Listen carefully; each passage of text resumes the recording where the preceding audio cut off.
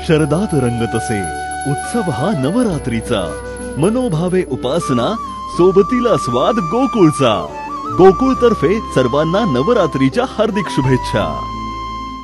शारदीय नवरात्र उत्सवात आज मंगळवारी त्र्यंबोली टेकडीवरील मंदिरात श्री अंबाबाई व त्र्यंबोली देवीची भेट घडवण्यात आली।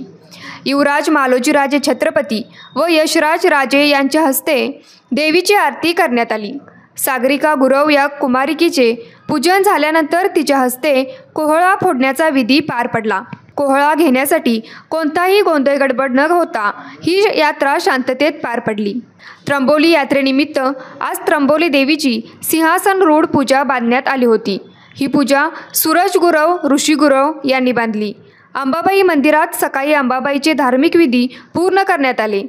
तोफेच्या सलामीनंतर अंबाबाई तसेच जुना राजवाड्यातील तुळजाभवानी देवी, छत्रपती शिवाजी महाराजांची मूर्ती, तुळजाभवानी देवीच्या पादुका असलेल्या व गुरु महाराजांच्या पालख्यांनी त्र्यंबोली टेकडीकडे प्रस्थान केले। दुपारी 12:30 वाजता सर्व पालख्यांचे त्र्यंबोली टेकडीवर आगमन झालं। येथे देवीसाठी रांगोळीचा आणि फुलांचा गालिचा तयार करण्यात आला होता। युवराज मालोजीराजे छत्रपती व यशराज राजे यांच्या हस्ते देवीची आरती करण्यात आली। सागरिका गुरव या 8 वर्षाच्या कुमारिकेचे पूजन करण्यात आलं। तिच्या हस्ते त्रिशूळाने कोहळा भेदन विधी झाला। त्यानंतर त्र्यंबोली व अंबाबाईची भेट घडवण्यात आली।